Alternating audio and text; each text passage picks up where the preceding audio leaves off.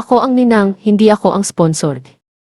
Bago natin simulan ang kwento, baka naman pwedeng i-like at i-subscribe mo muna ang channel namin. Malaking tulong yan para mas makagawa pa kami ng ganitong content. Salamat at tara, simulan na natin.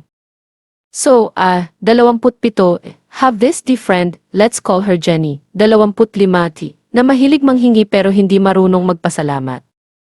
We've been friends for years, since college pa. Minsan, may mga bagay siyang hinihiram at hindi na ibinabalik, pero iniisip ko, okay lang, kaibigan ko naman siya. Minsan, may mga utang siyang nakakalimutan niyang bayaran, pero dahil mabait akong kaibigan, hinayaan ko na lang. Hindi ko alam kung sobrang bait ko lang o sadyang tanga, pero lagi akong andyan para sa kanya.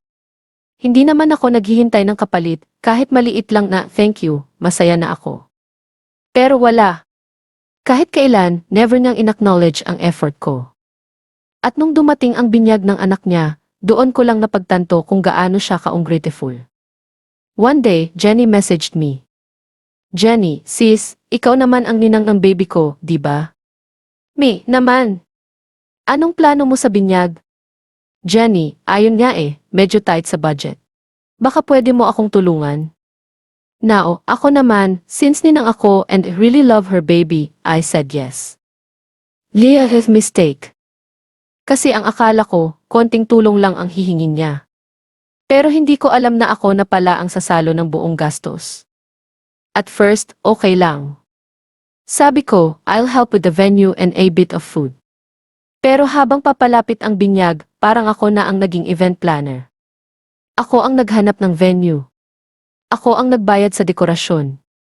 Ako ang bumili ng cake. Ako ang nagbayad sa giveaways. At every time na tinatanong ko siya kung ano ang share niya, lagi lang niyang sagot. Next time na lang, sis. Ikaw naman ang ninang ninang hindi sponsor. Pero dahil sa sobrang bait ko o katangahan, tiniis ko. Hindi ko na lang inisip. Para sa baby, sabi ko sa sarili ko. Dumating ang araw ng binyag. Pagod na pagod ako sa pag-aasikaso pero masaya akong makita ang baby. Nakita ko rin ang ibang ninong at ninang, lahat sila dumating lang. Wala silang inasikaso. Ako lang ang nagpagod. At okay lang sana kung walang pasasalamat. Pero iba ang sinabi ni Jenny sa harap ng mga bisita. Sorry guys, medyo simple lang tong handa natin. Wala tayong magagawa kahit sa budget Simple. Ako na ang gumastos, ako na ang nagpagod, tapos ganun lang ang sasabihin niya. Walang pasasalamat. Walang kahit thank you, sis, sa effort mo. Para bang wala lang ako.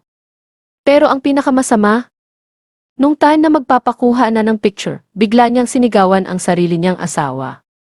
Hon, sana ikaw na lang ang nag-asikaso, hindi na natin kailangan ng tulong ng iba. Sa harap ng mga tao, parang ako pa ang ipal. Alam mo kung ano ang ginawa ko? Umalis ako. Hindi na ako nagpaliwanag. Hindi na ako nagpaalam. Kinuha ko ang bag ko at umalis. Akala mo tapos na? Hindi hili. Dahil kahit na nasagad na ako nung binyag, nagpakatanga pa rin ako. Akala ko kasi baka nagkamali lang siya. Akala ko baka hindi lang niya napansin yung effort ko. Na baka, deep inside, grateful naman siya pero hindi lang marunong mag-express. So kahit sobrang sama ng loob ko, hindi ko pa rin siya tuluyang in-unfriend. Hindi ko siya kinausap, pero hindi ko rin siya binlock. May mga bagay kasi akong iniwan sa kanya noon, mga libro at ilang gamit na hiniram niya pero hindi na isinoli. Naisip ko, baka naman kapag lumipas ang ilang buwan, ma-realize niya ang ginawa niya. Another grave mistake. Dumating ang December, Pasko, season of giving, di ba? One night, biglang nag-message si Jenny sa akin. Jenny, sis, miss na kita. Merry Christmas. Napakunot noo ako. Merry Christmas. After lahat ng ginawa niya. Pero sige, dahil mahina ang puso ko, sumagot ako ng maikli. Merry Christmas. Akala ko hanggang doon lang. Pero hindi. Jenny, sis, sana magkita tayo soon. Kasi may favor ako Ina. Heto na naman. Hindi pa ba siya tapos? Mi, ano na naman, Jenny? Jenny, alam mo namang tight pa rin kami sa budget, di ba? Wala masyadong handa ngayong Pasko. Baka naman may maibigay kang pang Noche Buena? Kahit ham lang. Et lang. Lengu walang hiya. Pero ang mas malala, hindi pa doon natapos. Jenny, saka pala. Gift ng baby ko. Alam mo namang ikaw ang pinakamalapit na ninang eh. Sana branded ha. Huwag na yung mumurahin, hihi. Nina VC.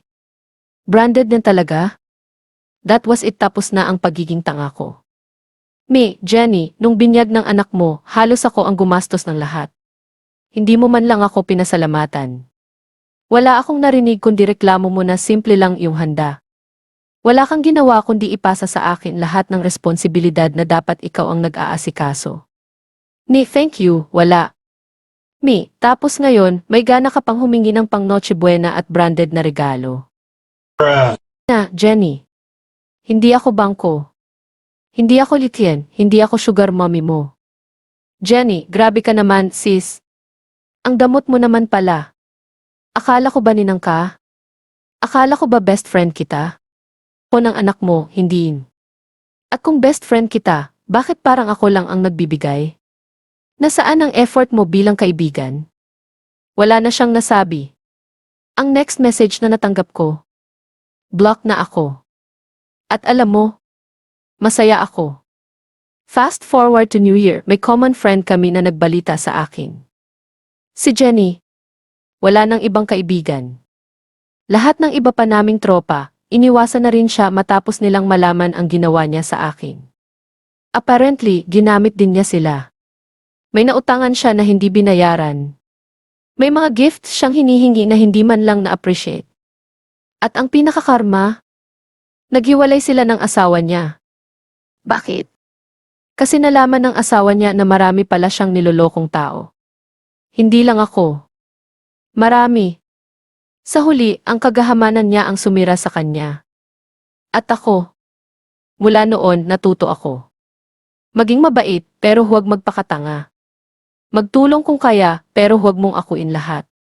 Kung hindi marunong magpasalamat ang tao, huwag mong hintayin na magbago siya. Dahil minsan, hindi lang sila ang grateful. Ginagamit ka lang talaga nila. At dyan nagtatapos ang ating kwento. Sana nag-enjoy kayo at may napulot kayong aral. Huwag kalimutang i-like, i-subscribe, at i-click ang notification bell para updated kayo sa susunod naming mga videos. Maraming salamat sa suporta, at kita-kits sa next upload.